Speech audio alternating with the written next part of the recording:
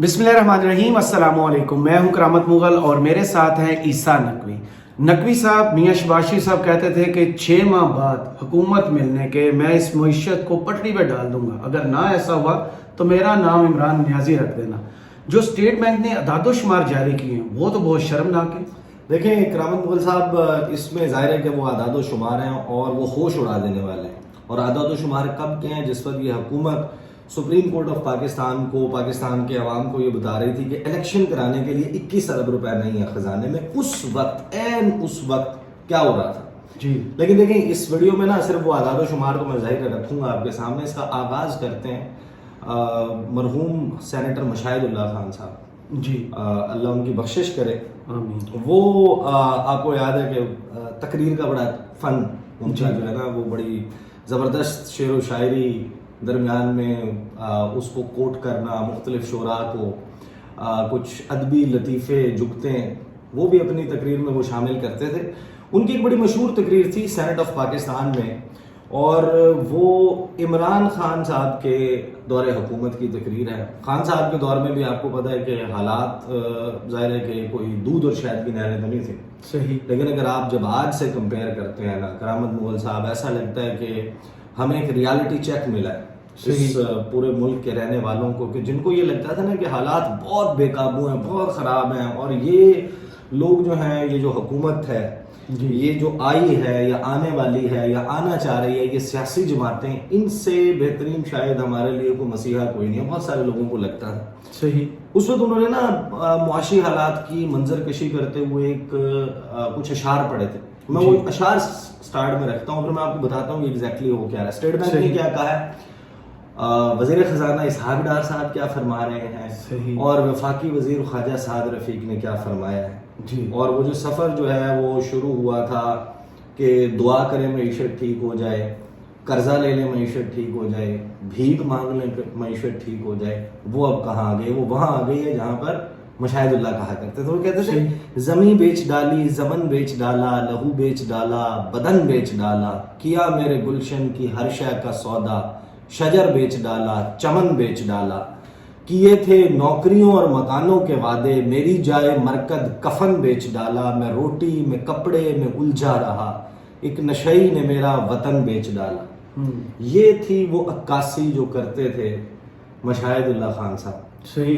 और पता नहीं क्या बिका क्या नहीं बिका, लेकिन इसहाक डार साहब का बयान है जी। इसहाक डार साहब, मैं आता हूँ, जो आदादो शुमार स्टेट बैंक ने जारी किया ना, वो आपके कान से धुएं निकाल देंगे। सही। करामत मुगल साहब, जो काम हुआ है ना इस मुल्क के साथ, ये इन्होंने गुज़श्ता 1 साल और 3-4 माह में जो कर दिया है, इसको भुगतेंगे, इसको पूरा मुल्क भुगतेगा। सही। ये जो इन्होंने किया है ना, ये तो अभी इस वक्त आपको पता है कि मीडिया के ऊपर बड़े माशाल्लाह मेहरबान हैं, मीडिया के ऊपर टॉपिक्स ही नहीं चलते, इन मामलात के ऊपर बात ही नहीं होती, कमर्शियल तो चलते और अब तो अपोजिशन खत्म हो गई है ना, अपोजिशन है ही नहीं, सारी हुकूमत बैठी है, बैठ के जो मर्जी बातें करते हैं, सुनिए हो जाए गलियां, वो मुराद पूरी होगी। एग्जैक्टली। इसहाक डार ने कहा कि ट्रिलियंस ऑफ डॉलर्स के असासे मौजूद हैं, पाकिस्तान डिफॉल्ट नहीं करेगा। डिफॉल्ट की तारीखें देने वालों को शर्म आनी चाहिए। पाकिस्तान के ट्रिलियन डॉलर्स के असासे मौजूद हैं, मुल्क डिफॉल्ट नहीं होगा।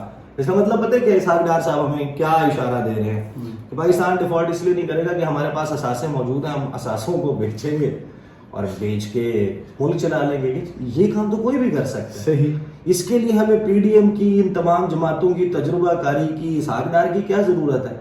आप मुल्क के कोने से शुरू हो जाएं, आप उसके एसेट्स को गिरवी रखना शुरू हो जाएं, बेचना शुरू हो जाएं। अच्छा, ये सिर्फ कहा नहीं, रूजवेल्ट के हवाले से तो जाहिर है कि सक्सेसिव गवर्नमेंट्स, खान साहब की गवर्नमेंट भी चाहती थी कि हो जाए, ये सभी चाहते थे। उस वक्त ये कहते थे कि ये बेच रहे, ये मुल्क बेच रहे हैं, सौदा कर दिया। अब ये इन्होंने कर दिया ना लीज। सही।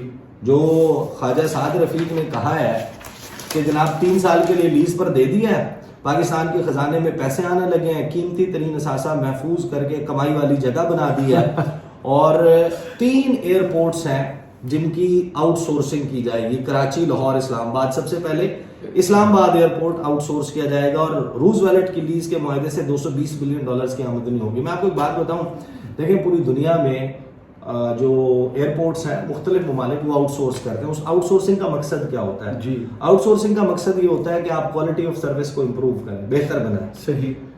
مثلاً اگر انڈیا کا کوئی ایئرپورٹ انڈیا آؤٹ سورس کرتا ہے, وہ کس وجہ سے کرے گا؟ اس کے $600 ارب کے اگر ذخائر موجود ہیں, فارن ریزروز موجود ہیں, تو اس کا مقصد یہ تو نہیں ہوگا نا کہ چند $100 ملین اس کو چاہیے. صحیح. تو وہ کوالٹی آف سروس کے لیے انشور کرے گا کہ بیسٹ پارٹی ملے. ہمیں کیا چاہیے؟ ہم کوالٹی آف سروس پہ تھوڑی جائیں گے ہمیں پیسے کون دے رہا ہے, سروس کیا دے رہا ہے چھوڑیں, ہمیں پیسے کیا دے رہا ہے. وہ ویسے بھی بہت ماہر ہیں گروی چیزیں. تو بہرحال یہ اب اس میں جمپ کا گن کرنے والی بات ہے, اس کو نہیں جاتے. جو کام آپ کو پتا چلا ہے نا کہ جب انہوں نے کہا کہ ہمارے پاس 21 ارب روپے نہیں ہیں الیکشن کروانے کے لیے, سپریم کورٹ آف پاکستان نے جب کہا کہ 3-4 آپ کے سامنے ہے کہ state bank of Pakistan, election commission of Pakistan, جو AGPR ہے, اس کے بعد حکومت, وفاقی حکومت, ان سب کو کہا تھا کہ بھائی پیسے دے رہے ہیں. ان پیسوں کے اوپر جو جو پنگ پونگ کھیلی گئی وہ سب کے سامنے ہے. اور عین وہ وقت ہے اب ہمیں اسٹیٹ بینک آف پاکستان بتاتا ہے, اور یہ پاکستان کی تاریخ میں آپ کے سامنے کوٹ کر دیتا ہوں. میرے سامنے اس وقت نیو نیوز کھلا ہوا ہے, میرے سامنے پرو پاکستانی کھلا ہوا ہے, اور میرے سامنے پبلک نیوز کھلا ہوا ہے. پبلک نیوز نے ابھی ٹویٹر تھریڈ تھوڑی دیر پہلے جاری کیا ہے. اسٹیٹ بینک نے ملک پر اندرونی اور بیرونی قرضوں کے اعداد و شمار جاری کر دیے.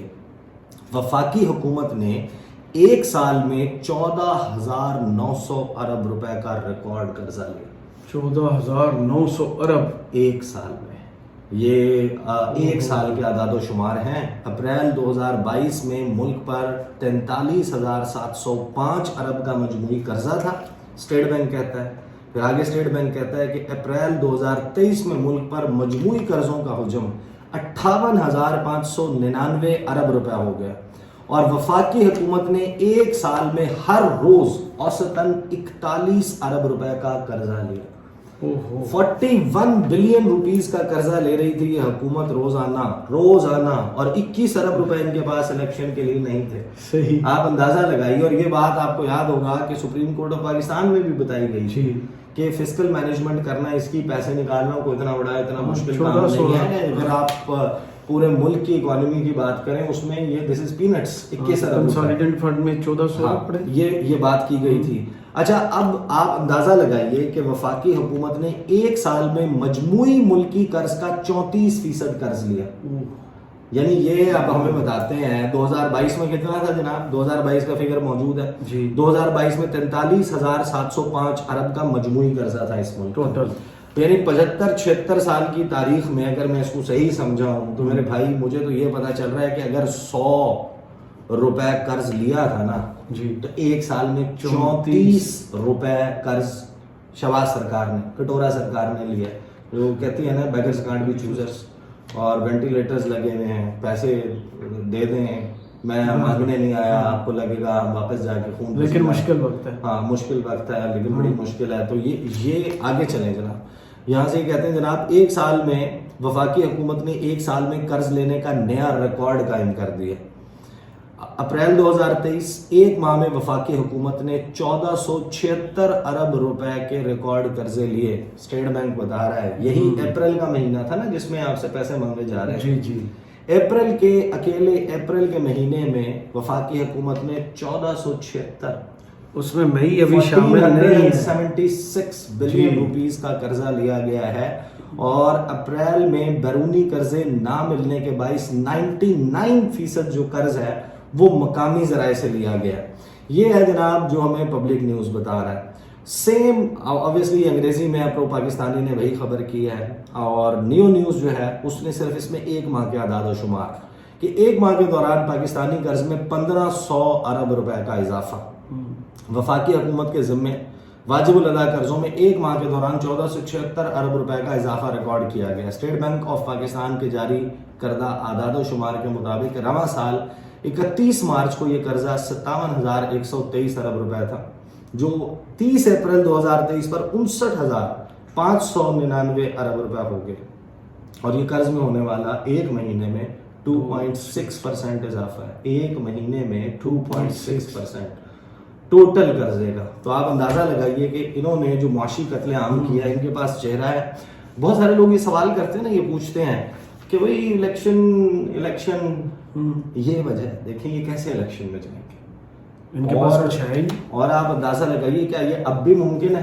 اور پھر اب یہ سارے حکومت ہیں, ساری حکومت ہے نا. اپوزیشن تو آپ نے پریکٹیکلی آپ نے ڈیسائیڈ کر لیا, آپ کریک ڈاؤن کر رہے ہیں, آپ تحریک انصاف کو بریدنگ سپیس نہیں دے رہے, ٹیلی ویژن کے اوپر ان کا ایکسس ختم ہو گیا ہے, الیکشن پتہ نہیں لڑنے دیں گے یا نہیں لڑنے دیں گے, ان کو حصوں میں توڑ رہے ہیں. اب یہ ایک بڑی ٹرکی سچویشن, اور پاکستان کی تاریخ میں کبھی ایسے سچویشن کا سامنا نہیں کرنا پڑا. اور یہ شہباز شریف صاحب یہ کیا نعرے لگایا کرتے تھے, یہ کیا کہا کرتے تھے کہ جناب ہم کیا کر دیں گے. اب اسی میں جو اسحاق ڈار صاحب ہے, اسحاق ڈار کی آپ یہ گفتگو سنیں نا, کچھ لوگوں کو شوق ہے کہ ملک ڈیفالٹ کر جائے گا, لیکن ایسا ہرگز نہیں ہوا. ہم تمام ادائیگیاں وقت پر کریں گے اور ملک ڈیفالٹ نہیں ہوگا. سیاسی عدم استحکام معیشت کے نقصان کی بڑی وجہ ہے. تو سیاسی استحکام کس نے لے کر آیا؟ آپ لانا ہی نہیں چاہ رہے, آپ نے کسی سے بات کرنا چاہتے ہیں. اچھا اس میں آپ کو ایک بات بتاؤں کہ یہ پیسے اتار دیں, پیسے اتارنے کے لیے یہ کر کیا رہے ہیں, اور وہ کتنا بڑا اس کا کتنا بڑا نقصان ہو رہا ہے اس ملک کو.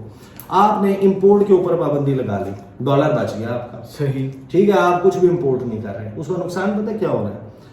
آپ اندازہ لگائیے کہ ایپٹما نے جو آل پاکستان ٹیکسٹائل ملز ایسوسی ایشن ہے, اس نے اپنے اعداد و شمار جاری کیے.